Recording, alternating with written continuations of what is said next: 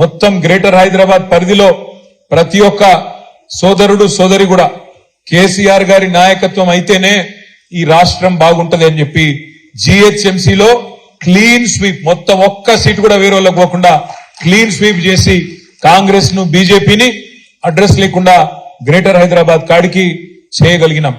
కానీ దురదృష్టం బయట గ్రేటర్ హైదరాబాద్ బయట కొన్ని జిల్లాలలో మనం అనుకున్న ఫలితాలు రాలేదు.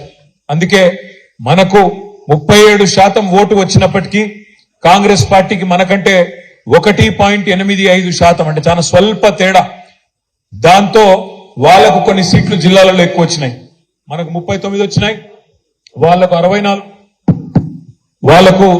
64 సీట్లు వచ్చి వాళ్ళు గవర్నమెంట్ లోకి వచ్చినారు. ఈ 45-50 రోజుల్లో నేను చూస్తా ఉన్నాను, హైదరాబాద్ లో ఉండే ప్రజలైతే ఇట్లెట్లా జరిగింది, ఎందుకు జరిగింది, ఎట్లా జరిగింది అనే మాట నేను కనీసం హైదరాబాద్ లో మిగతా మిత్రులతో, నాయకులతో, కార్యకర్తలతో మాట్లాడేటప్పుడు చాలా మంది ఆశ్చర్యం వ్యక్తం చేస్తున్నారు, బాధపడతా ఉన్నారు. కేసీఆర్ గారు లాంటి నాయకుడు ఇవాళ ముఖ్యమంత్రిగా లేడు అంటే మేము జీర్ణించుకోలేకపోతున్నామన్నా అనే మాట కూడా చాలా మంది మిత్రులు చెప్తా ఉన్నారు. నేను మీ అందరికీ ఒకటే విజ్ఞప్తి చేస్తా ఉన్నా, రాజకీయాల్లో జీవితంలో చిన్న చిన్న ఎదురు దెబ్బలు, చిన్న చిన్న సెట్ బ్యాక్స్ తప్పవు. ఈ రోజు మనకు జరిగింది కూడా ఒక చిన్న ఎదురు దెబ్బ మాత్రమే, ఒక చిన్న స్పీడ్ బ్రేకర్ మాత్రమే. అంతే తప్ప దీని నుంచి మన మీద గందరగోళం అయిపోయి, మన మీద భయపడి లేదా బాధపడి ఇంట్లో కూర్చునేంత భయంకరమైన ఓటమేమి మనకు జరగలేదు. 39 సీట్లు ప్రజలు మనకు అప్పచెప్పినారు. 39 సీట్లు అంటే 119లో సరిగ్గా 3వ వంతు, 1/3 సీట్లు మనకు అప్పచెప్పినారు. 14 సీట్లు మనం స్వల్ప తేడాతో ఓడిపోయినాం. జుక్కలనే ఒక నియోజకవర్గంలో 1100 ఓట్లతో ఓడిపోయినాం. దేవరకద్ర అనే మరొక నియోజకవర్గంలో 1300 ఓట్లతో ఓడిపోయినాం. మన కాగజ్ నగర్ లో 3000 ఓట్లు, బోధన్లో 3000 ఓట్లు, ఖానాపూర్లో 4200, అట్లా చెప్పుకుంటూ పోతే ఒక 14 సీట్లలో కేవలం 4-5 వేల ఓట్ల తేడాతోనే ఓడిపోవడం జరిగింది. రాష్ట్ర వ్యాప్తంగా మీరు చూసినట్టయితే కూడా స్వల్ప తేడా, రకరకాల కారణాలైనప్పటికీ చాలా స్వల్ప తేడాతోనే మనం ఓడిపోయినాం. అదే హైదరాబాద్ కాడికి వస్తే అఖండమైన మెజారిటీలతో గెలిచినాం.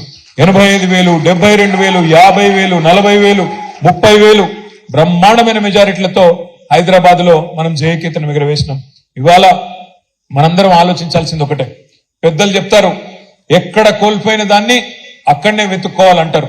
అందుకే నేను అనేది, తెలంగాణలో ఈ రోజు ఏ అధికారాన్ని అయితే మనం చేజార్చుకున్నామో తప్పకుండా పార్లమెంట్ ఎన్నికల్లో మన గెలుపుతో తిరుగులేని సమాధానం, మనం గట్టిగా ఉన్నాం, తెలంగాణ ప్రజల్లో కేసీఆర్ గారు బలంగా ఉన్నారనే మాట తెలవాలి అంటే పార్లమెంట్ లో బలంగా మనం పనిచేయాల్సిన అవసరం ఉంది. కాంగ్రెస్ బీజేపీ ఇక్కడ తెలంగాణలో ఒక ఫెవికాల్ బంధం లాగా ఇవాళ బ్రహ్మాండంగా కలిసిమెలిసి నడుస్తా ఉన్నారు.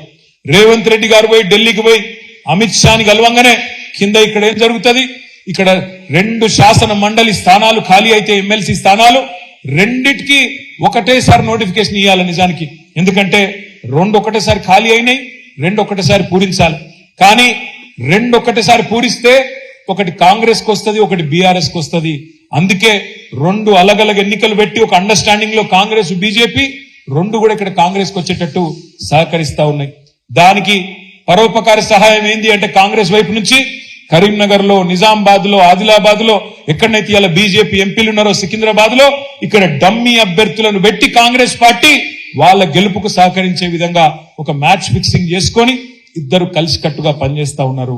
దయచేసి నేను మిమ్మల్ని కోరేది, రేపటి రోజున మన గొంతు, తెలంగాణ గొంతు పార్లమెంట్ లో వినబడాలి అంటే మన గులాబీ జెండానే ఉండాలి. రేపు అక్కడ మోడీని నిలదీయాలి అంటే, బీజేపీని ఆపాలి అంటే కాంగ్రెస్ వల్ల కాదు.